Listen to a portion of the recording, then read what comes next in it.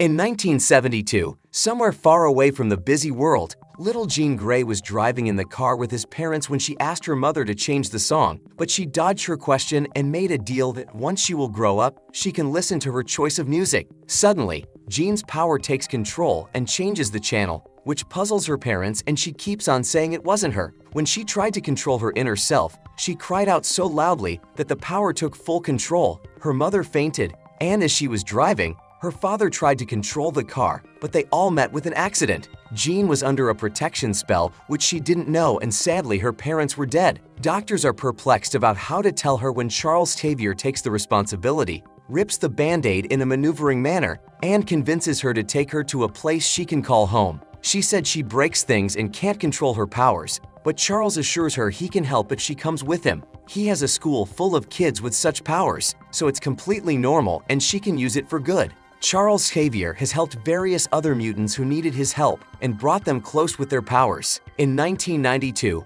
NASA sent a team to space for a mission when they found a solar flare had damaged the space shuttle and approaching them might kill them all. Xavier, who has made better relations with humans, is being contacted by the president, who asked for his help. But a bad day could destroy all this. Xavier discusses saving the humans with Hank, who was a beast and was quite anxious as he thought his jet couldn't make it to very high altitudes. But the president has asked for help, and the X-Men team gets the members ready for the mission. Jean, who is all grown up now, asked Raven if she's okay with all this, to which she replies, she is, and she sometimes totally forgot that Jean can read minds. She assures her, in case, if anything bad happens, they will turn back in a second. She trusts her. They all left in the jet, and Xavier contacts the NASA team, takes information on the situation, and says help is coming. They all got nervous as it wasn't as much fun as they thought it would be. Scott makes sure that his girlfriend Jean is okay. In space, they find the astronauts shipwrecked, and the Raven sends Kurt and Peter to the jet to save the astronauts. And Scott was ordered to burst the thrust to slow its rotation, as he has super strong laser power in his eyes so that Kurt can see inside and teleport there. Storm seals the damage. Peter straps out the astronauts,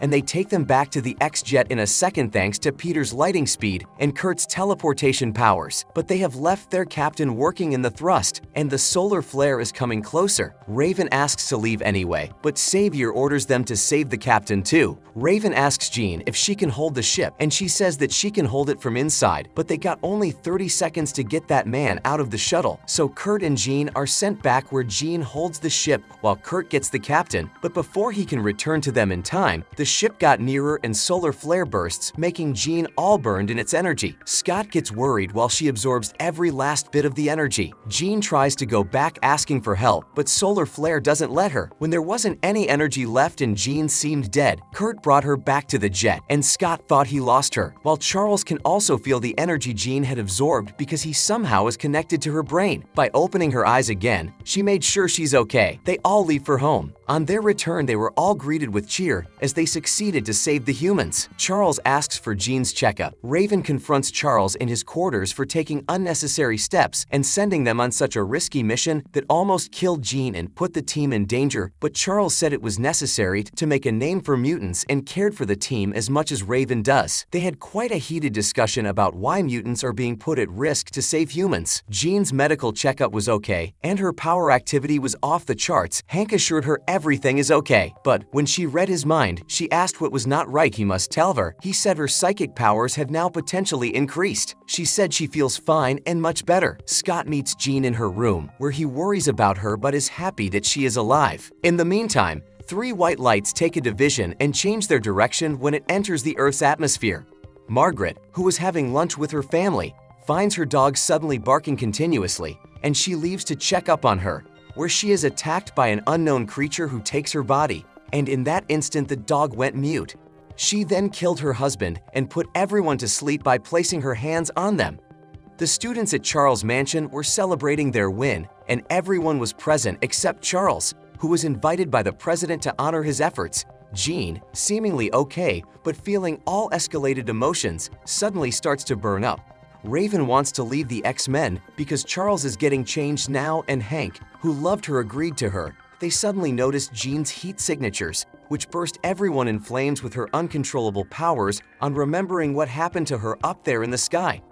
Charles, who was at the meeting, got alarmed when something happened to Jen, so hurried back home. He tries to look inside Jean's mind but can't, so he uses Cerebro to take a peek and thus finds all of his work done to bury her sadness starts to crumble and is now a mesh of unwanted emotions. Raven asked him what he did to her, and he replied he has saved her from her childhood trauma and saw that the wall he has made where her father's memory was buried is now torn. She forces Charles to get out of her mind. Jean wakes up and remembers she heard her father's voice, which means he's alive. Scott, who rushes to Jean to see her, finds an escalated and worried girl with so much to process and tells Scott that her father is alive. When Scott tries to come with her, she puts him asleep. Charles is in the medical room for a checkup after Jan's attack in her mind, where he said to Raven it would not be good if she met her father. Scott rushed to them and informed them that Jane has left to see her father. Margaret, whose face has been stolen by some alien, VUK, meets with its allies of the D-Berry Empire, a race so primitive and advanced in its understanding of knowledge. VUK wants to know about the solar flare power and where it is and is told about it by the leader of this little pack. Vuk wants to control the power within Jean and resurrect its race here on Earth. So, they leave to find her. Jean found her father back in her hometown and was really happy to see him at first. Her father is surprised to see her but invites her in. He goes to bring her water, during which she finds the pictures where only her mother's pictures were framed and none of hers, which escalates the rush of sad emotions, and she realizes he never looked for her. With this new power inside it gave it a boost out of rage. So, she confronts her father about it. Her father let her inside his mind and showed her what happened that night of the accident, how he let Charles take Jean with him, and how she killed her mother. She put her father to sleep and came out of the house where X-Men came to take her home. Charles again tries to control her from herself and asks her to come home, but she refuses. Scott tried his best to convince her. Suddenly, police cars came that annoyed her, and she revealed her true self, and the fight was evoked between the X-Men. Jean tries to leave, but when Kurt takes her back, she throws walls on him. Storm tries to attack her, but Scott stops her. Peter takes his chance, but Jean drops him as well. Hank was about to shoot when Charles slowed everything and let Raven take her chance. She wants to talk to her and take her out of there, but her emotions are so high right then, so she unintentionally throws her away. Eventually, she's struck with the wooden stakes and couldn't catch her breath. Jean seems sorry for what she did and left distressed, while X-Men took their wounded and dead out of there. Once they were back, they gave Raven a proper burial. The children at school thought Jean to be a villain, but Scott corrected them by saying she's just not in control right now. And she's not bad though. Hank, heartbroken about Raven's death, confronts Charles that he's responsible for Raven's death. Later, we see Jean hiding in a street, crying over what she did and trying to remove Raven's blood stains from her shirt. She kept on repeating that she doesn't know what was happening to her. It was not her. At the crime scene, DeBerry, the aliens who have taken human form, asks Jean's father what she looks like and where to find her. Jean arrived at Genosha Island, which was the land for mutant refugees where Eric, better known as Magneto, is the leader, an old friend of Charles Xavier. He arrived with a great entry and asked her if she was hurt. Why is she here? Eric tries to evoke her and see what she is talking about new powers and asks for blood on her shirt. In that instant, the military came and asked for Jean, who tried to send them away, and when they didn't, Jean forced them to leave with another destruction. Eric told her to leave the place, but she said she needed his help, to which Eric refused. President has taken away everything Charles has spent his time building and called forces on Jean Grey. Charles tries to call the president, but he is cut off. Jean has disguised herself as an old man at some old town club, where Vuk joins her and convinces her that she can help with her powers and her struggles. She said she can't imagine how strong the powers are which she had inside her and said she can teach her to control them. Scott finds Hank missing and the jet too, so he informs Charles about it. Hank arrived on the same island and met Eric to find Jean. When he refused, Hank told him about Raven's death, which upsets him, and he swore to kill Jean once he found her. Vuk takes Jean to a house and shows her what entered inside her was not the solar flare, and it wasn't an accident. It was intentionally drawn to you. When Gina asked what was that, Vuk replied it was a pure and unimaginable cosmic force. She moreover told her it was just a spark that gave life to the universe and destroyed her world. Whatever remained from Vuk's kind, they searched for stars to control that power, but everything was destroyed. Nothing could hold it until Jean came. When they saw her entering the space, they intentionally drew that power to her. She absorbed every bit of it and survived because she is far stronger.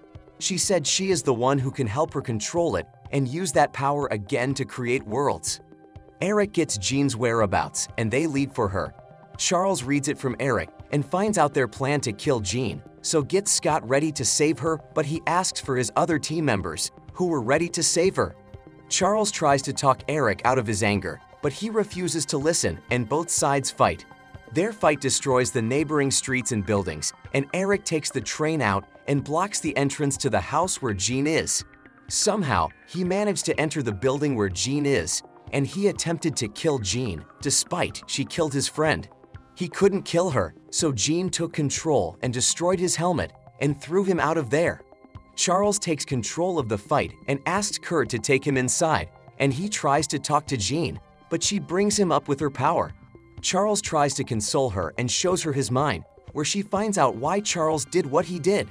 After seeing the truth, she asks Vuk to take this power away, and Vuk's true intentions were revealed. She only wanted that power for herself, so when she transferred that power, she almost killed Jean and didn't care. Scott enters and beams her to save Jean. The military came to capture all the mutants, and they grabbed everyone and now took Scott, Charles, and Jean as well and moved within the train. While they all caught up, Charles admits it's all his fault. He should not have lied to Jean about her father, and this was the only mistake he did. Jean isn't bad or a villain, neither is he. Vuk and his army attacked the train because Vuk has a taste of Jean's power and now wants what's left of it.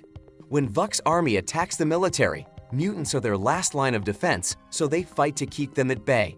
Everyone was fighting to the death, just to borrow some time for Charles. Charles asks Scott to take him to Jean and tries to wake her. Jean gets inside his mind, which is calmer than hers, and tells him that she was wrong to feel that way and now has come to save her family. When Vuk reaches them, Jean wakes up, wraps everyone inside the protective bubble, and destroys the train. She has come to some remote location where she destroys the D. Barry Empire one by one, blowing them into dust. Vuk, who finds an opportunity to hold Jean and take its power, begins to transfer. Jean let her more power transfer so can destroy Vuk, but Scott was facing the beats as well. Seeing this, she took Vuk to space so everyone else would be saved, and there she told her emotions make her stronger enough to kill Vuk. Indeed, she did, but in the consequences, she had to be that pure cosmic force forever.